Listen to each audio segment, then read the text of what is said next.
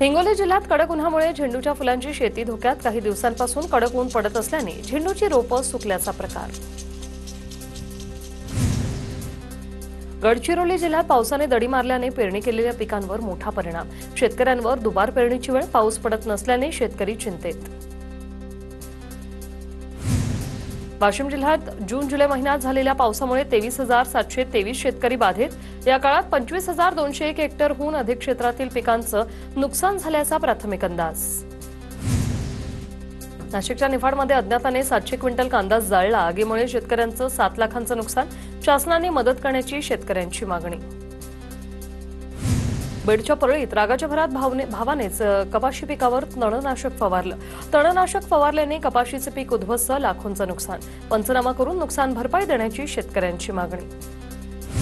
गोंदिया जिल्ह्यात खरीपाची कामं झपाट्यानं सुरू। तब्बल 9.34% क्षेत्रात भात लागवड। बुलढाण्यातील आदिवासी तरुणीच्या शेतीकामाची सर्वत्र चर्चा। शेतीतील वखरणी, डवरणी, फवारणी, खुरपणी या करण्यात मोनू मोहिते पटाईत। मोनूच्या कष्टाचं, जिद्दीचं सर्वत्र कौतुक। रायगड जिल्ह्यातील धरणांमध्ये समाधानकारक पावसामुळे मुबलक पाणीसाठा। जिल्ह्यातील 28 पैकी 24 धरणं 100% भरली। छत्रपती संभाजीनगरमध्ये जायकवाडी धरणाचे सर्व दरवाजे बंद। धरणातील पाणीसाठा सध्या 91.36%वर।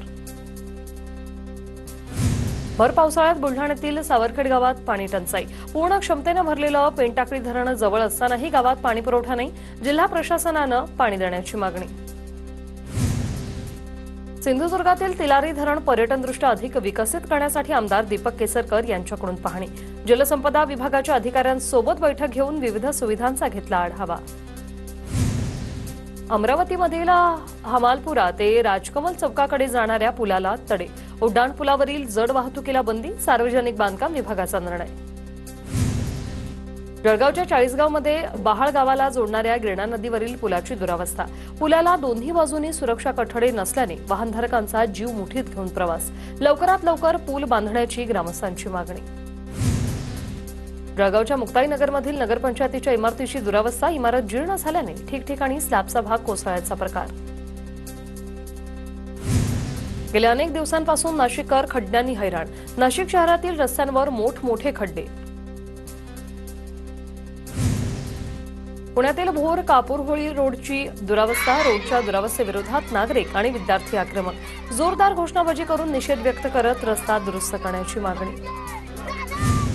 पालघरमध्ये आंदोलन करणाऱ्या कामगारांना चिरडण्याचा प्रयत्न। कंपनीच्या वयोवृद्ध मालकीणीचा माजुरडेपणा समोर। दुर्घटनेत 3 ते 4 महिला कामगार जखमी। वेळेपेक्षा अधिकचं काम करावं लागत असल्याने कामगारांचं आंदोलन। जळगावच्या चाळीसगावमध्ये अतिक्रमण विरोधी मोहिमेला नागरिकांचा विरोध। पावसाळ्याच्या दिवसात दुकानं हटवल्याचा व्यवसाय ठप्प होण्याची अतिक्रमणधारकांना भीती। जळगावच्या मुक्ताईनगरमधील कुऱ्हा येथे 33 गावांसाठी नागरिकांकडून पोलीस ठाण्याची मागणी। या परिसरात कायदा आणि सुव्यवस्थेचा प्रश्न निर्माण होत असल्याने नागरिक संतप्त।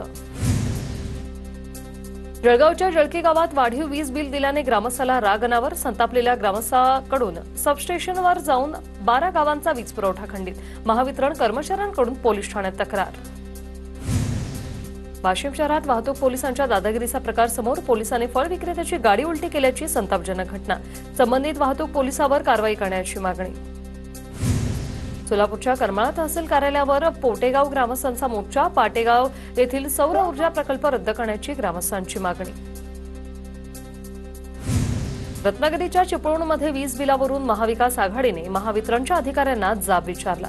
महाविकास आघाडीचा सरसकट स्मार्ट मीटर लावण्याच्या प्रक्रियेला विरोध। भंडाऱ्याच्या लाखणीतील कनेरी दगडी गावात विजेच्या धक्क्याने महिलेचा मृत्यू। घरातील जाळी साफ करत असताना विजेचा धक्का बसला। पूजा सूर्यवंशी असं मृत विवाहितेचं नाव। अजित पवारांच्या राष्ट्रवादीचे जिल्हाध्यक्ष उमेश पाटलांची एमआयडीसीतील केमिकलयुक्त पाण्याविरोधात भूमिका। कंपन्यांकडून केमिकलयुक्त पाणी शेतात सोडलं जात असल्याचा आरोप। संबंधित कारखान्यांवर कारवाईची मागणी। वाशिम पोस्ट कार्यालय वेळेवर उघडत नसल्याचं समोर। पगार घेण्यासाठी आलेल्या वृद्ध नागरिकांना तात्काळात बसून राहण्याची वेळ। सणासुदीच्या काळात कर्मचाऱ्यांनी वेळेवर ऑफिस खुलं करावं, नागरिकांची मागणी। छत्रपती संभाजीनगरच्या महाराष्ट्र नॅशनल लॉ युनिव्हर्सिटीमध्ये विद्यार्थी आक्रमक। कॅन्टीन सुविधेच्या दर्जाबाबत विद्यार्थ्यांचं आंदोलन। विद्यार्थ्यांनी रात्रभर विद्यापीठाच्या बाहेर रात्र काढली। पुण्यातील यवतमधील तणावानंतर जमावबंदीत शिथिलता। सकाळी 6 ते 11 वाजेपर्यंत जमावबंदी शिथिल करणार। 11 वाजल्यानंतर जमावबंदीचे आदेश पुन्हा लागू होणार। सोशल मीडियावरील आक्षेपार्ह पोस्टमध्ये निर्माण झालेला तणाव। नागपूर शालार्थ आयडी घोटाळा प्रकरणी 2 शिक्षणाधिकाऱ्यांना 7 ऑगस्टपर्यंत पोलीस कोठडी। राज्य सरकारने कोर्टात अपील दाखल केल्यानंतर शिक्षणाधिकारी सिद्धेश्वर काळुसे, रोहिणी कुंभार यांना पोलीस कोठडी मंजूर। वाशिम जिल्ह्यातील एसटी महामंडळाची स्मार्ट कार्ड योजना कोलमडली। तांत्रिक बिघाड, कार्ड वितरणात आलेले अडथळे आणि यंत्रविषयक देखभालीच्या अभावामुळे योजना रखडली। कोकणातील 699 गावांमधून हायस्पीड ग्रीनफील्ड महामार्ग जाणार। ग्रीनफील्ड महामार्गाने मुंबई कोकण अंतर 4 ते 5 तासावर येणार। 376 किलोमीटरच्या महामार्गावर 41 बोगदे, 51 मोठे ब्रिज आणि 68 ओव्हरपास असणार।